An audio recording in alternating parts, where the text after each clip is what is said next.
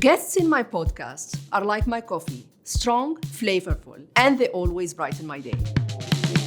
We have amazing conversations over coffee. We cover everything from growth to inspiring communities, empowering customers, and sharing exceptional leadership moments. In this season, we're hosting incredible leaders whose journeys inspired me to keep growing and learning every day. I'm Imane, and I welcome you to my podcast, Coffee with Me, Leaders of Change. Hi, everyone, and welcome to my podcast, Leaders of Change. Today, I have a very special guest. And guess what? He's my boss. So I'm freaking out right now. Today, I have with me Ahmed Mazhari. He is the president of Microsoft Asia. Welcome, Ahmed. Thank you, Imane. What a great pleasure to be here. Thank you. I'm so excited. Equally. Let's take a seat.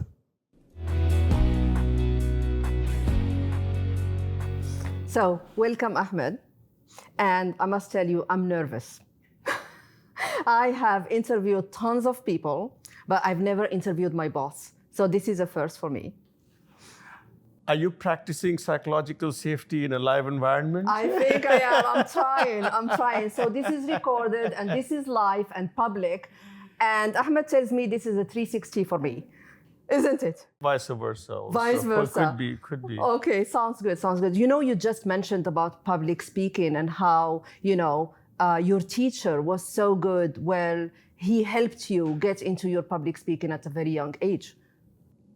It goes back to when I was probably in middle school. And we had an event on a science festival that he prompted me to go and speak publicly. It may be 100, 200, and there were young kids who I would have spoken to, but never had the courage to stand up and speak. Wow. There are a couple of lessons in that. One was he provided me the confidence that you can speak and that you're not going to be judged, etc. But equally in the power of preparedness and how you prepare for such things. So he would spend time after school with me.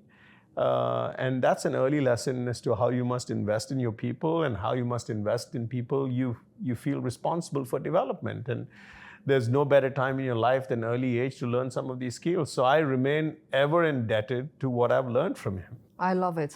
And you're so comfortable with your public speaking. How you did like 8, 9 events in 2 weeks in September? Well, I did many. I did many over the last few weeks, and I couldn't have done without the support of my team. So I always think a leader is only successful if they are enabled by their teams. My teams did a fantastic job in different cities around Asia that I went to. And it's energizing because I can share my experience, I can share my learning, and equally I can learn from others too. Yeah, so this is recorded.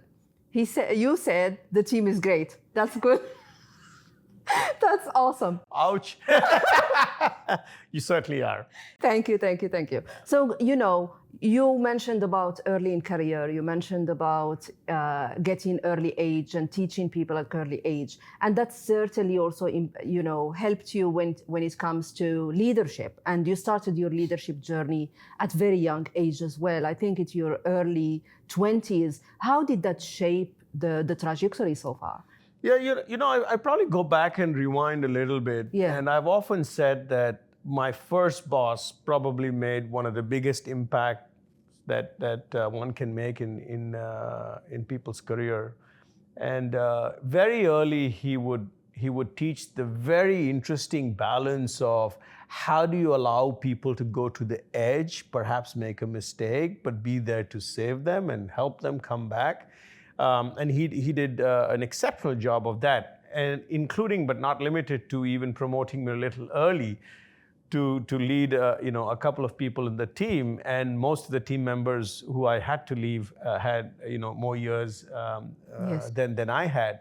But that was what has allowed me over time to take baton people. Because I said to myself, look, if at that young age, my manager was able to take a bet on me, and at that young age, he was around to help and coach, but also allow me to take the big leaps, then my role as a leader has to be to provide a platform for other people to be able to do that, and I endeavor to do it. And I've appointed people Yes. into jobs when they've not been fully ready. I've tried to coach them, and mostly I've had great response back. Yes.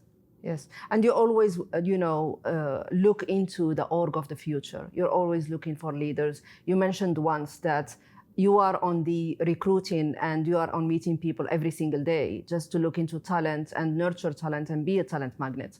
It is quite true. I met somebody this morning. Wow. And I tend to meet 1 to 2 leaders a week. And these are people that I may meet, sometimes for the first time, sometimes, it's the second or third time. The way I think about this aspect, Imane, is my job is to match demand with supply, meaning you need a talent, you need a certain role to be filled, and I'm not trying to recruit only for that. Yes. So what I do is I spend time thinking about people who I have met or who could fit that role. There are people that I've met even 2 years back, who I then suddenly think about their ability to make impact in a role, and I say, okay, now let me call them. Somebody I just hired on my direct team, I have worked for about a decade and a half. Wow. And I reached out to this person about a year ago and said, hey, are you interested in talking to us? And then, this person is on board in the last several months, last couple of months actually. So I think I would urge people to not think about recruitment as an episodical event, but recruitment as a continuous process, because you meet different talent, you learn from them, you learn what's happening in the market. And today, in the age when technology and innovation is being driven by sometimes a generation that's behind you, Yes. in terms of experience and expertise, the upside is that you learn from it, and oftentimes you run into great people. Yeah, absolutely. I love it. And I'm one of them. You called me on Sunday and I said yes. So, and it's been a journey, a great learning experience since last year. So that's really amazing. Thank you for your confidence. I said yes. I didn't know for which role. I just said yes. And I told Khalid, my husband, what did I sign up for again?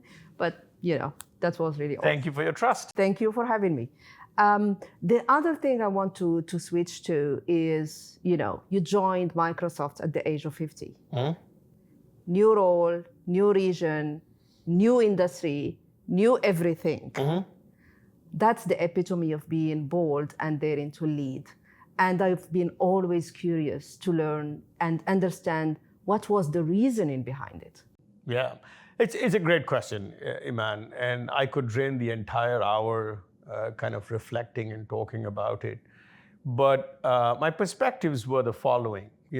I was born in this part of the world, but did not, almost a few years in, left India, didn't work deeply in Asia. And I always had this thing about the Asian century. People would talk about the Asian century and, 60% of the population lives there. We have some high growth economies. We have economies that are taking generational changes in the way they operate. And it just appealed a lot to me that, hey, I could be working in Asia as part of a career run, which if I hadn't, I might have regretted. I got closer to my parents, which was a fantastic upside. And I was fascinated by the culture and the technology pivot that Satya and Microsoft made. Yes. And so all that added up, and I said, am I comfortable being uncomfortable? That's the core question I ask people all the time. And if you can be comfortable being uncomfortable, it actually shows growth mindset. That means you're okay if you do not get it right all the time. As long as you learn something new, as long as you have an ability to contribute towards the progress. And I thought in taking this role at the age of 50, I was going to tick many boxes. And I could not have done a better thing to myself by gifting this opportunity to me. But equally, I got to thank Microsoft for the growth mindset and the courage that they had to pick someone from the outside. And then you came and then COVID hit. I didn't plan for that. Yes. I had an onboarding plan which Yes. was ambitious, which was detailed, which was geographically dispersed, including doing, field trips with then, Jean-Philippe, who I Yes. worked for, and going to Redmond and, being in the markets and talking to partners. And that hit a reset moment. It was a complete Ctrl-Alt-Delete moment for me within a few weeks of joining the company. And if you go back and think about what that teaches you, Yeah. that teaches you that business and environments are beyond your control. And focus on stuff that you can control. And deal with stuff that you cannot control with mental agility and adaptability. And that is another skill that I developed during COVID, which is how do you build relationships when you haven't met? How do you connect in a new company? When I barely met with half the people in my leadership team. You'd be surprised to know that from the time I hired Yang, who runs our Greater China business, to when I actually met him was a year and a half later. Wow. Wow. No, I mean, kudos to you. Kudos. It's really impressive. And hence, I really wanted to invite you to the podcast because you are a leader of change. That's exactly what you're doing every single day in this organization. And one of the things that I really admired is when you took Japan directly. And oh my God, you learned about the Japanese culture. You learned about honne tatemai and all the things that unless you immerse yourself in a Japanese culture or in a culture of a country, you wouldn't know about. And that was so incredible. Japan for me will certainly stick in my list of things that I would write about if I ever wrote about my own journey in my life and my work journey, my personal journey. Japan's taught me a lot. Japan's taught me the power of precision. Japan's taught me the power of agreement. Japan's taught me the power of innovation. Yes. And I'm incredibly fortunate that what sounded like a short-term decision and it lasted for almost a year. Yes. Not only did I make personal progress on my own leadership journey, I think I have, in working with the team, helped the team see a part of Microsoft that they were not exposed to at the level of opportunity that had existed in the past. I also think that we created an environment of psychological safety there, which is very, very powerful. And I also think that we created an environment where people thought that individually and collectively they were contributing to the cause of Microsoft and to the cause of technology. Yes, I loved it. I loved it. If there is one anecdote on Japan, it was when you invited hundreds of your senior leadership team, the Japanese senior leadership team, for an offsite. And then you made the offsite in Japanese. And you were the one with the translator for 2 or 3 days of the offsite. And that showed to the team that you work for them, not the other way around. And they were the ones who were speaking, 90 people were speaking in Japanese, 10 needed the translation, and you were one of those 10s who did that. Yeah, I think, Imane, it's a great example that you pick up. And this is not only about Japan, but we mustn't forget that there are many other countries in the world where English is not the first language. And sometimes we multinationals can default to believing and hoping and sometimes just wanting that English is the only language of conversation. We made the call because it's interesting. Our CFO is Greek and doesn't speak Japanese. Our COO is American, and I was. And like you said, 10% of the people did not speak Japanese. But that meeting was not for us. The meeting was for them. Correct. And in many ways, the meeting became more effective because they were not having to think and speak, translate and speak. They were speaking their mind, they were speaking their heart, and it really created a lot of impact. And you created a psychological safety for 100 people because they were open to talk in their own language and be free to express themselves. Yeah, that's a great way to put it, yeah. Awesome, awesome. So now, go into another aspect. You know, you have so many, you're a multifaceted person and leader. You know, we always talk about compliance and ethics. And you always make a point to have the governance of compliance, the governance of ethics. You never once reschedule or cancel that meeting. It's so important to you, to the core. And when I discussed with you, you mentioned about, you know, having that impact from very young age as a young Ahmed, having learned a lesson with his mom. Would be great to share that. Yeah, you know, this is a very early lesson. It seems you've gone back and read a little bit about me, and I still remember I was probably, you know, in kindergarten, I think, if I'm not mistaken. And to cut the long story short, somebody had gifted me something which I decided I should keep. And that's you as a child. As a child, and you know, it was a nice toy. It was a little bit that, you know, those airplanes that would swing around, hung from the top of the roof, and I thought, oh, that's pretty cool. I got it, and I was really dying to have one. And then my parents realized that I was a bit sneaky on that one, and they actually said that they were going to return it to whoever gave it to me, because it was not appropriate. I was devastated. I was crying. I was not happy. But it's a lesson for life. Yes. It's a lesson that proves that you can learn at any point in time. You might not feel at the moment that impact happens, that it was a lesson worth it.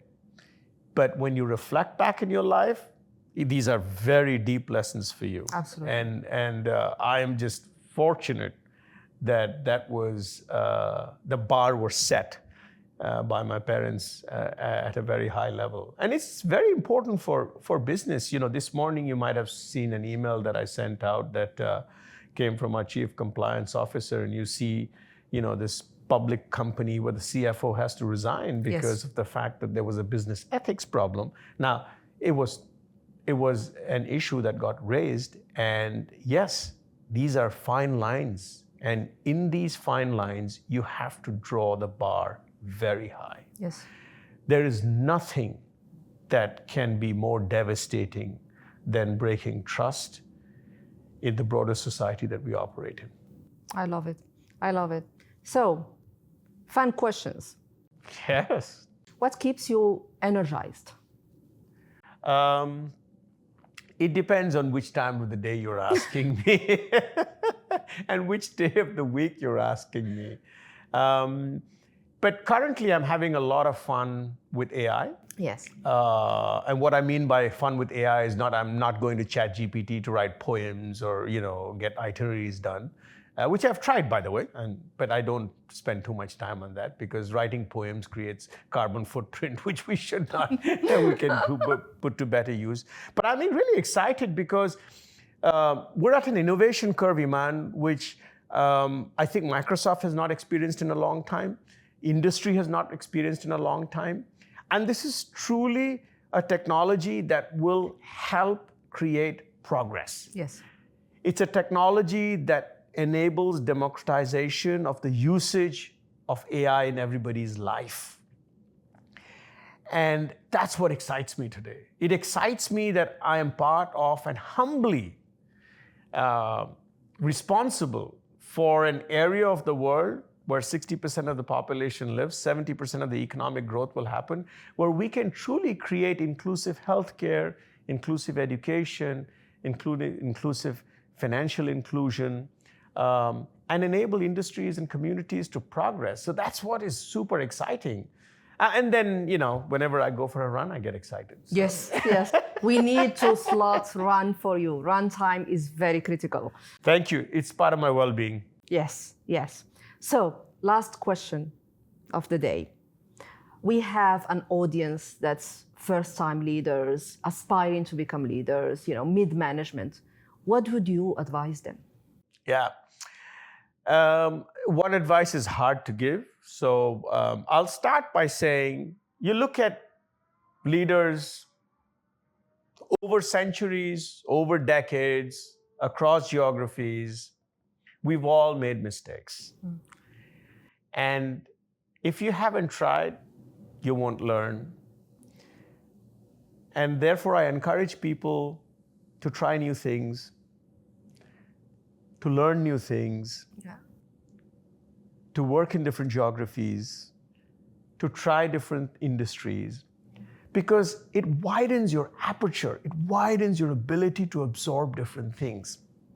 The second thing I would say, and I say this to young leaders in general, is don't worry and don't judge yourself, okay? I think we get caught by, if I do this, is it the right thing? Just be a good human, focus on doing the right things, and be humble when things are not right, to learn and move on. I've often in my life said that there have been times when I have thought making a mistake would show that I'm not competent. And as I've grown older, I've realized that making a mistake means I may have tried something new. Maybe I didn't plan better. I could have planned better. Maybe I could have taken more inputs, and I didn't take enough inputs. Maybe I didn't bring everyone in the journey together, and I should do that. So I think you become a little bit more experienced. Yes. But keep trying, keep learning, keep asking. Keep making mistakes. And as long as you don't make the same one again. Okay, that's a good one. I love it. Thank you so much, Ahmed. I enjoyed the conversation. Now, thank you, Imane, for having me. And like I said, this could have gone on for longer, but I appreciate the opportunity. And I appreciate your leadership, and great to see this podcast. Thank you so much. Thank you, everyone. See you in the next episode.